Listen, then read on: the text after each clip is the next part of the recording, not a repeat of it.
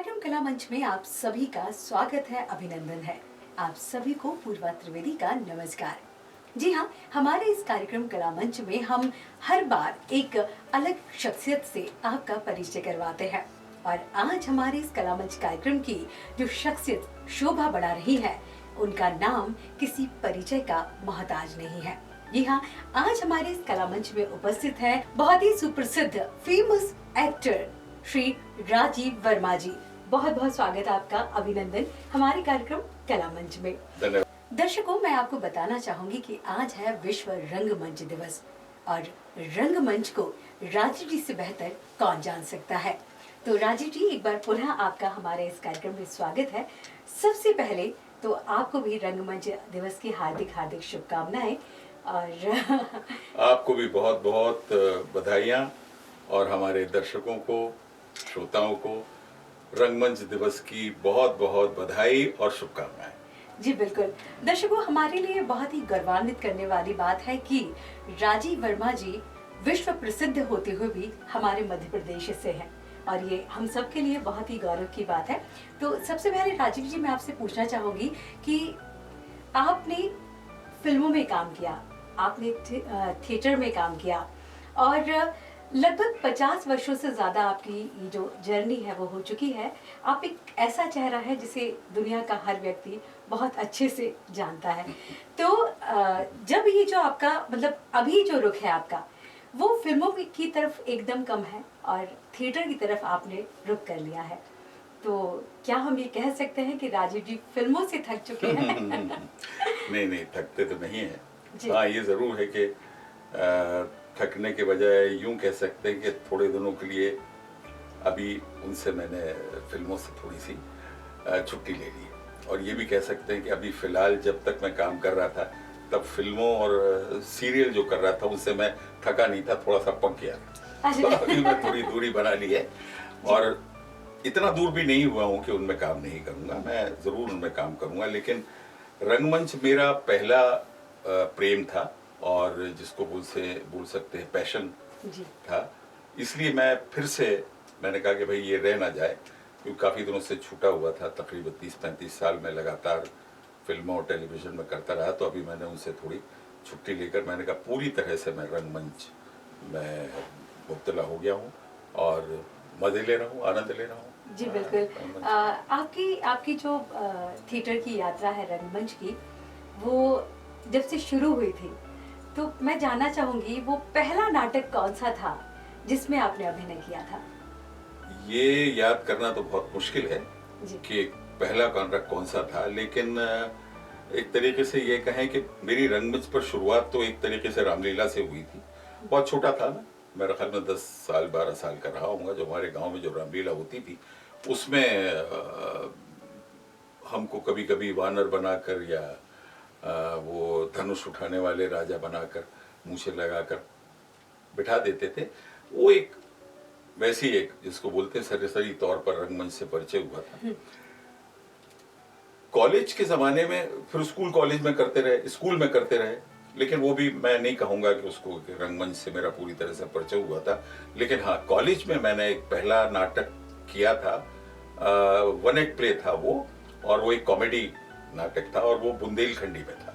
अच्छा जी। हाँ, उसमें एक गांव का याद आदमी जो है वो रेल की यात्रा पहली मर्तबा करता है, तो उस पर एक मजाकिया छोटा सा एक 15-20 मिनट की स्किट हमने की थी। तब से मेरा जो एक जिसको बोलते हैं ना कि रंगमंच पूरी तरह से मुझ में अंदर समा गया। और बाकी जो एक्टिविटीज थी मेरी, स्पोर्ट्स में मैं बहुत एक्टिव था और क्रिकेट खेलता था, हॉकी खेलता था, फुटबॉल, ये सारी चीज़ें थी, ये धीरे धीरे छूटती गई।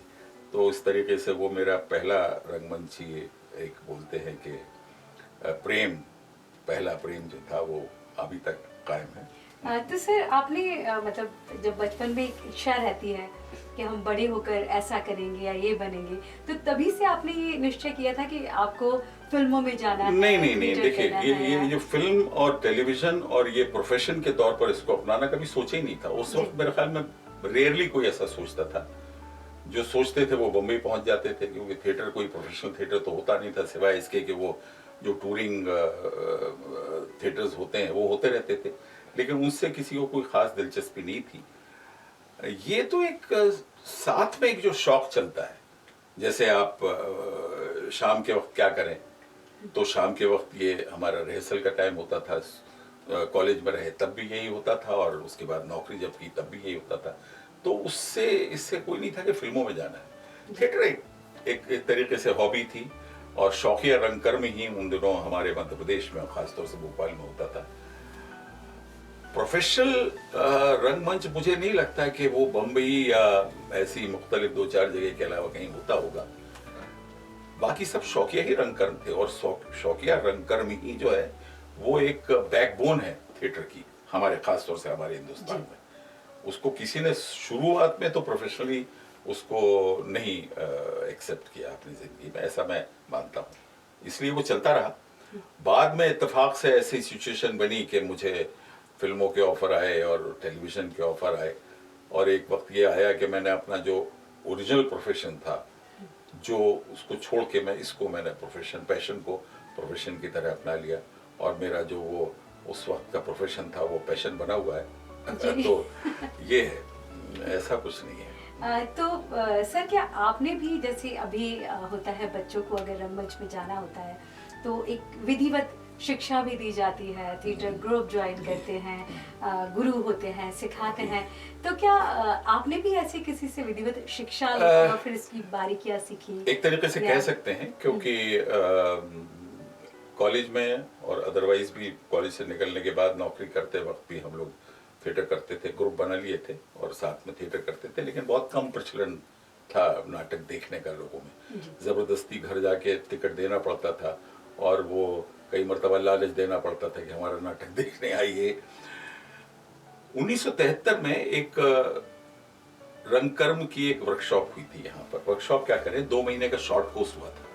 उस वक्त मध्य प्रदेश कला परिषद थी यहाँ, संस्कृति विभाग भी नहीं था और कल्चर डिपार्टमेंट भी अलग से नहीं था।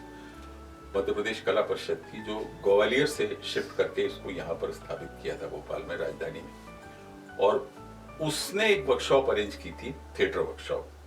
उसमें देश के एक बहुत ही शीर्षस्थ नाट्यकर्ता थे, रंगकर्मी थे, श्री बी.वी. कारंत, स्वर्गीय श्री बी.वी. कारंत।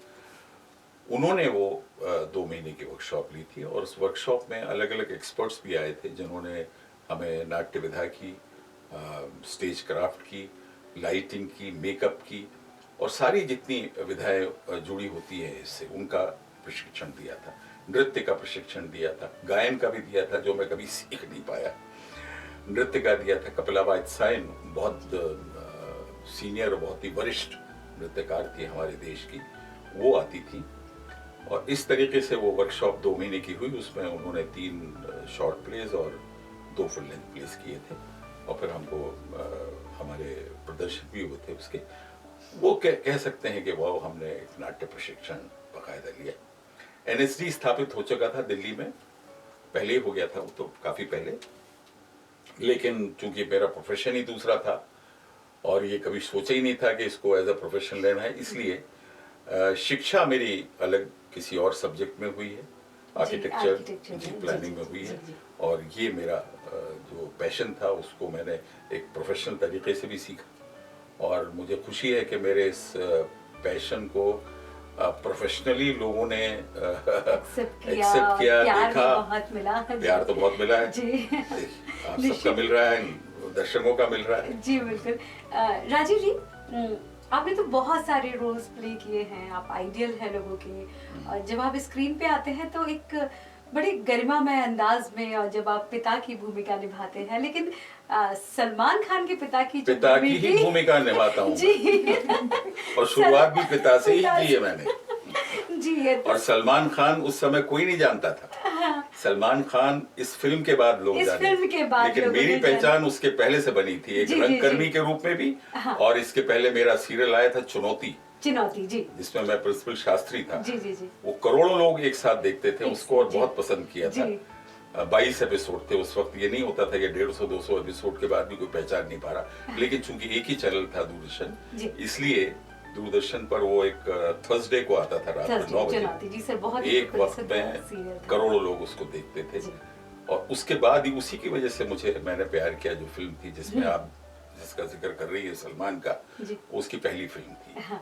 तो यूं फिल्मों में मेरा पदार्पण हो गया, फिर करते रहे और क्या।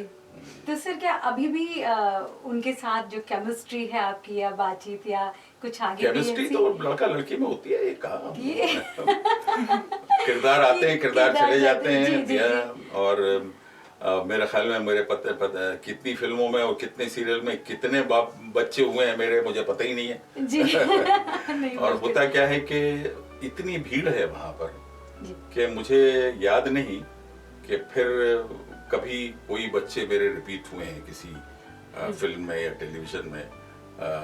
सब नए फ्रेश माल मिलता था। जी।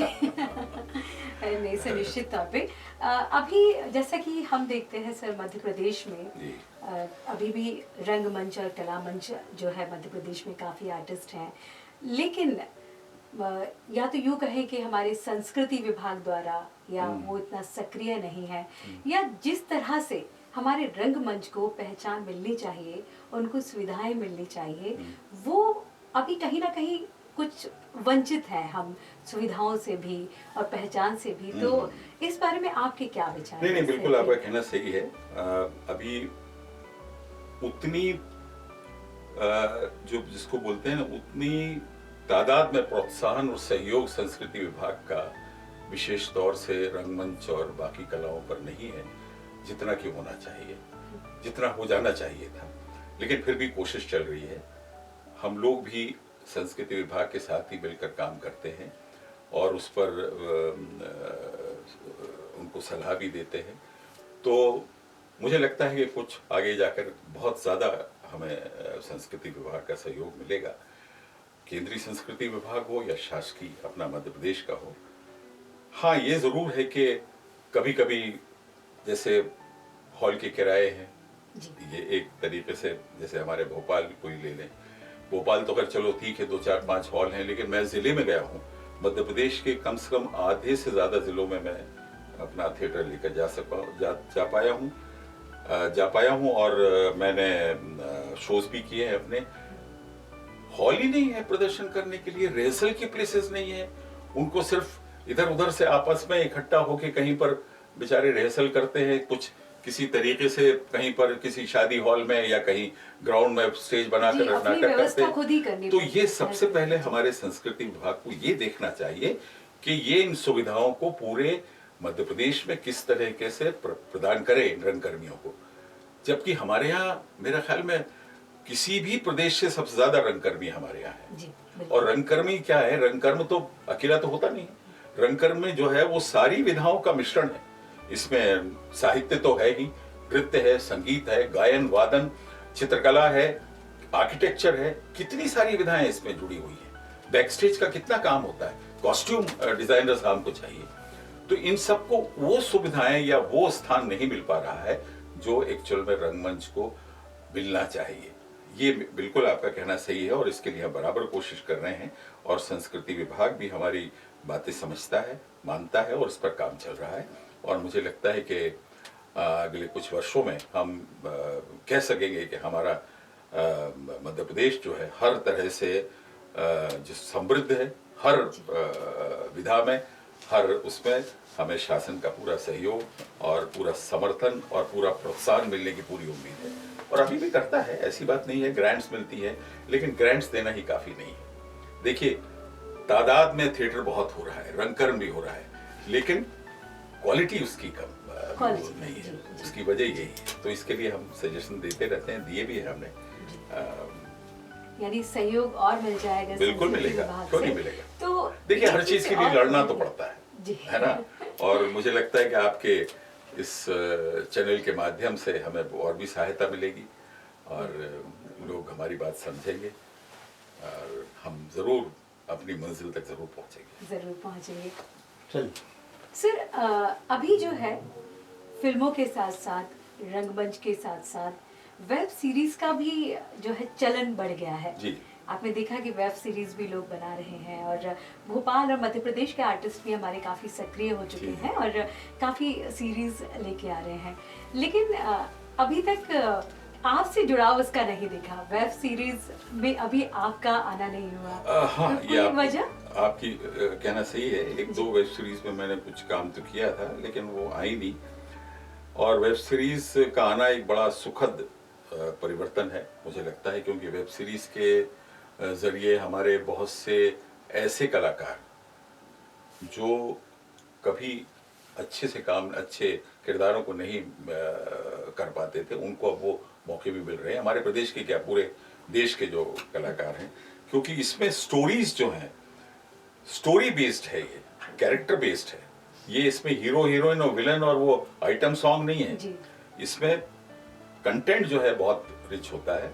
और बहुत से ऐसे सीरीज हैं जो हमारे जमीन से जुड़ी हुई कहानियां हैं। तो इसलिए मौका जरूर मिलेगा, अच्छी कहानियां आ रही हैं। बस एक कमी है कि हमारा साहित्य, जिसको पहले दूरदर्शन ने बहुत उस पर काम किया था, वो अभी तक पब्लिश्ड वर्क जो है उस पर काम बहुत कम हुआ है, ऐसा मैं समझता हूँ। नई कहानी लिखी जा रही है, नए किरदार गढ़े जा रहे हैं। तो ये एक सुखद अनुभव, सुखद मेरे ख्याल में शुरुआत है।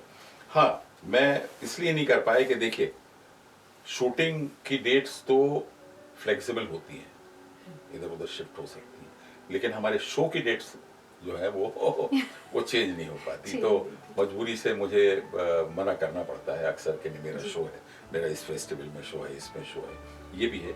और दूसरा, जैसा कि मैंने कहा था कि अभी मैं थोड़ा सा मैंने दूरी बना ली है फिल्म, टेलीविजन और शूटिंग से, क्योंकि शूटिंग जो है वो ऐसा नहीं होता कि आप 3 घंटे रिहर्सल कीजिए और दूसरा काम करिए। वो तो ये कि सुबह शुरू होती है सुबह से और रात तक पता नहीं कब तक रखते हैं। हमारे बम्बई में तो एक नियम है, 1 शिफ्ट, 1.5 शिफ्ट, और नाइट शिफ्ट, और सबके पैसे अलग अलग हैं, कन्वेंस मिलता है, बराबर नियम है सिने एंड टीवी आर्टिस्ट एसोसिएशन के। और जूनियर आर्टिस्ट की एक अलग यूनियन है, उनको उस हिसाब से पैसे मिलते हैं, 1 शिफ्ट के, 2 शिफ्ट के, 1.5 शिफ्ट के, रात के अलग। यहाँ पर कोई नियम नहीं है, इसीलिए बाहर के लोग जो हैं, आप समझते हैं कि भोपाल ठीक है, भोपाल बहुत खूबसूरत है, उसको एक्सप्लोर कर रहे हैं, लेकिन उसकी दूसरी वजह भी ये है कि यहाँ पर कोई नियम कायदे नहीं है। यहाँ पर अच्छे से रगड़ते हैं हमारे आर्टिस्ट को, जो सबसे ज़्यादा दुखदाई है।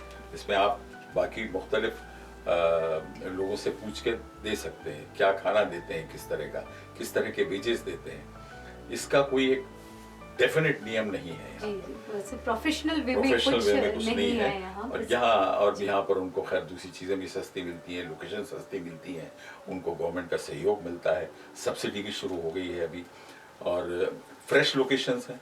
बम्बई से, स्टूडियो से बम्बई में बहुत मुश्किल होती है, परेशानी होती है, इस वजह से हमारे प्रदेश में शूटिंग इतनी ज़्यादा हो रही है।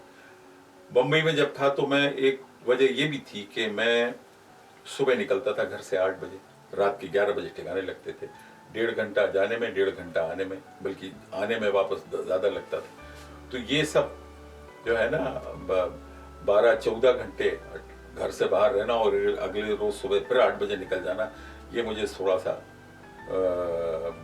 अब सूट नहीं कर रहा था जी। इसलिए मैंने अभी खुद ही दूरी बना रखी जी। लेकिन सर, दर्शक तो बिल्कुल आपको थिएटर देखे ना, आपके बड़े कायल देखे ना। और आप जी, जी, और अब तो बीच में तो एक वक्त आया था जब कोरोना का पीरियड था, तब रिकॉर्डेड थिएटर चल रहे थे। जी। और मेरे ख्याल में एक टेलीविजन या इसका चैनल, इसका केबल का एक वो भी है जिसमें थिएटर चलता है। हालांकि क्या है कि थिएटर का मजा तो लाइव देखने में है, और मैं आपको बताऊं, वो लाइव करना और ऑडियंस से रूबरू होना और बाद में उनकी तालियां सामने बैठकर सुनना और हाथ जोड़कर उनसे प्रणाम करना, उनका धन्यवाद करना, इसका जो आनंद है ना, इसका जो नशा है ना, वो फिल्में या टेलीविजन में नहीं है। जी बिल्कुल सर। आज जो है विश्व रंगमंच दिवस है, और मैं चाहूंगी कि आप हमारे जितने भी रंगमंच प्रेमी हैं, हमारे दर्शक हैं, तो एक छोटा सा संदेश आप हमारे रंगमंच प्रेमियों को दें। सबसे पहले मैं सभी रंगकर्मियों को, रंग प्रेमियों को विश्व रंगमंच दिवस की बहुत बहुत बधाई देता हूँ, बहुत बहुत शुभकामनाएं देता हूँ। हालांकि विश्व रंगमंच दिवस जो है वो मुझे लगता है कि हम भरत मुनि की जन्मदिन से अगर हम मनाएं, जन्मदिन के तौर पर मनाएं, तो वो ज्यादा मौजू होगा हमारे भारत के लिए, क्योंकि हम विश्व गुरु बाकी चीजों में ही नहीं है, विश्व गुरु हम रंगमंच में भी है।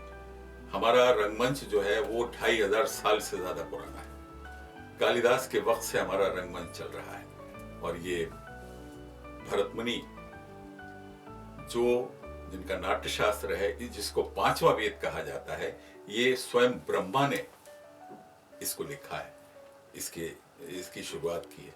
इसलिए हम चाहते हैं कि भारतवर्ष में विश्व रंगमंच दिवस भरत मुनि जी के जन्मदिन पर मनाया जाए। मैं फिर से एक बार सबको बधाई देता हूं। रंगमंच एक ऐसी विधा है जिसमें सारी कलाएं समाहित हैं, और मैं चाहता हूं कि प्रत्येक व्यक्ति जो रंगमंच को प्रोफेशनली भी नहीं लेना चाहता या परफॉर्म भी नहीं करना चाहता, वो भी इससे जुड़ सकता है एक दर्शक के तौर पर, नाटकों को पढ़कर, नाटकों को देखकर, और अपने जीवन में रंगकर्म से जितनी उसको ट्रेनिंग मिल सकती है, अपने अंग संचालन में, अपने आवाज के संचालन में, और बहुत सी सांस्कृतिक परंपराएं, हमारे सामाजिक परंपराएं, हमारे परिवार की परंपराएं, हमारे भारतीय शास्त्र की, भारतीय पौराणिक कथाओं की परंपराएं अपने जीवन में उतार सकता है, तो वो केवल रंगमंच के जरिए ही उतार सकता है। प्रत्येक व्यक्ति, वो किसी भी प्रोफेशन में हो, वो चाहे पुलिस में हो, चाहे अफसर हो, चाहे नेता हो या टीचर हो, कुछ भी हो, उसे रंगमंच की हमेशा आवश्यकता पड़ेगी, उसकी ट्रेनिंग की आवश्यकता पड़ेगी। तो मैं चाहूंगा कि प्रत्येक व्यक्ति से जुड़े और अपने जीवन में इसको उतारे, इससे शिक्षा ले और संवेदनशील बने, क्योंकि संवेदनशील व्यक्ति का होना हमारा सबसे बड़ा कर्तव्य है और सबसे बड़ा हमारी जरूरत है इस आज के हमारे देश को, ऐसा मैं समझता हूँ। क्योंकि एक संवेदनशील नागरिक ही एक सच्चा और एक अच्छा नागरिक साबित होगा। आपको बहुत बहुत बधाइयां, शुभकामनाएं। जय हिंद।